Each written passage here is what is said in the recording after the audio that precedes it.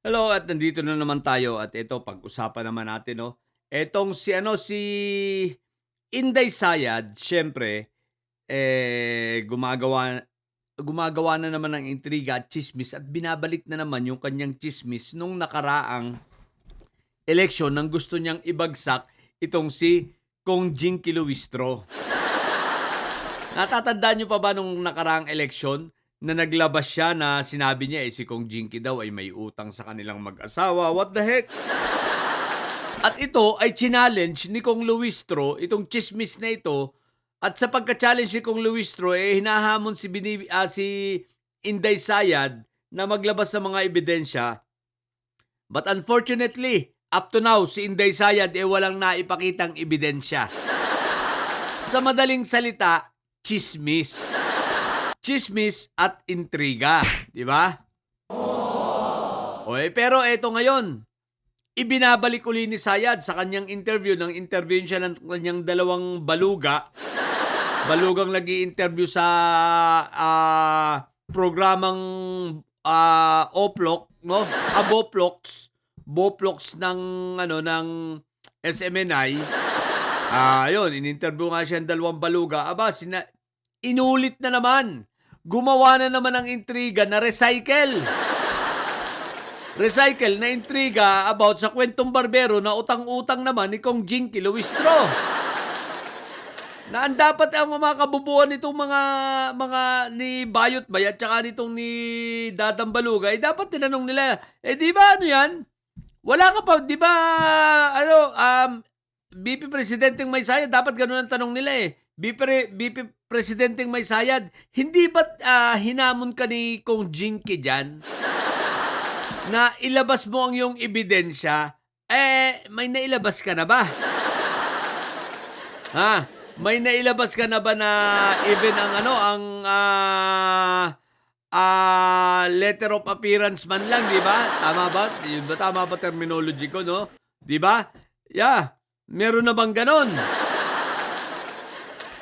Mga pleading man lang na pinangungunahan nila. Di ba? Pleading man lang na ginawa ng nilang mag-asawa bilang abogado. Meron ba? Ang tanong, pero hanggang ngayon ay wala. So ano lang ang ibig sabihin nito? Ito ay maliwanag na si Inday Sayad tarantantinoy na.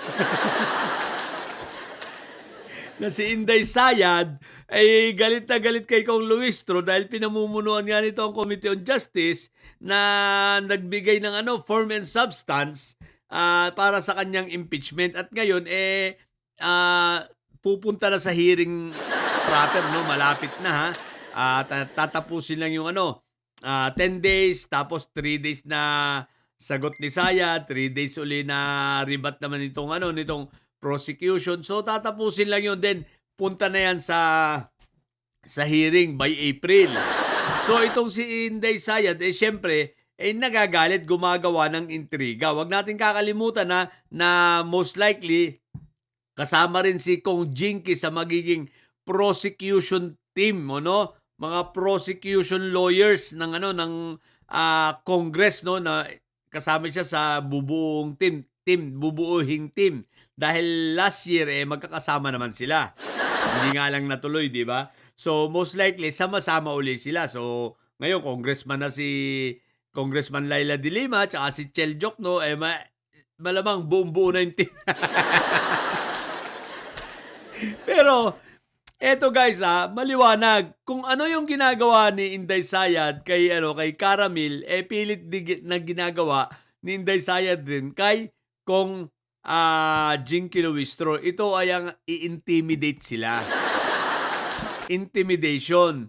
But very unfortunate for her, kay Inday Sayad, hindi na i-intimidate ang mga taong ito. Ibig sabihin, si Kong Luistro tuloy lang ang trabaho. Habang si Caramel tuloy ang pagtestigo.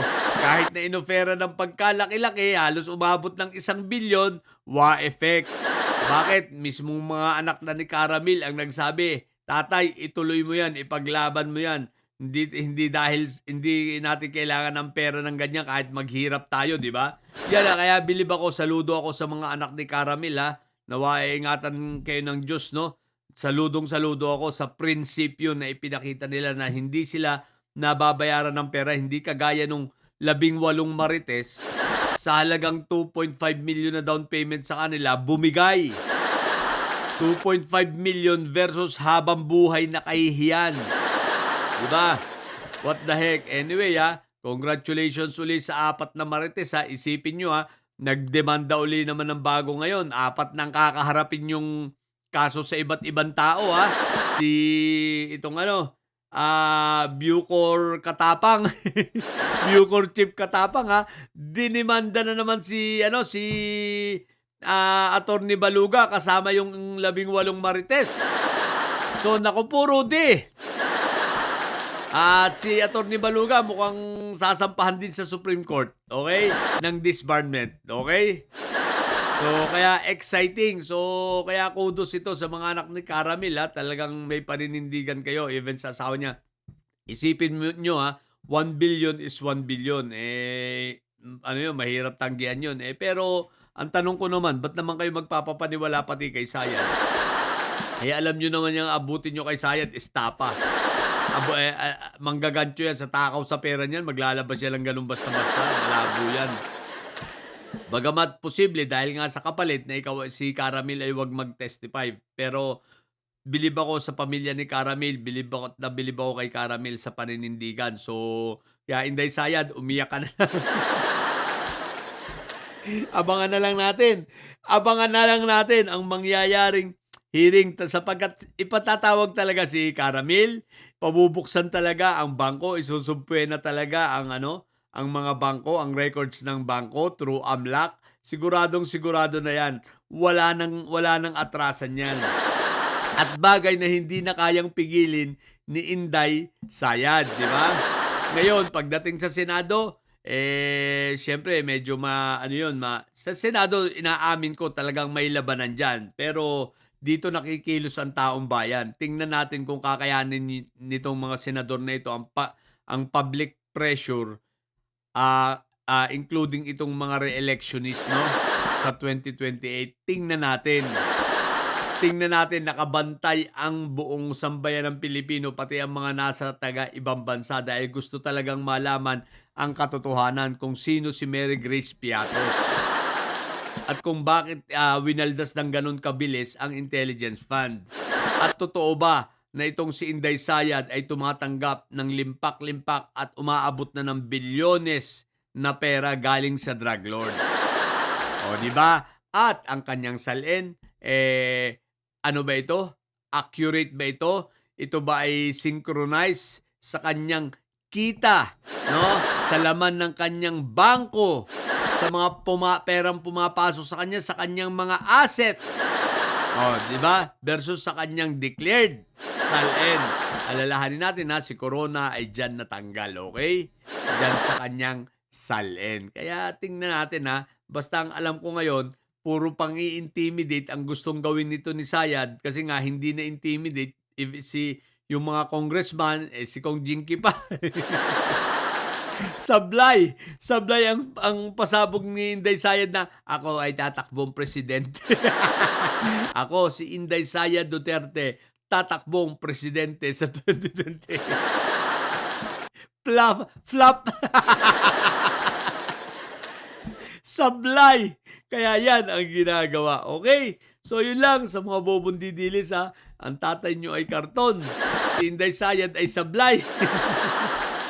Manatili kayo mga bobo at may sayad sapagkat ang may sayad ay laging high blood. Bye!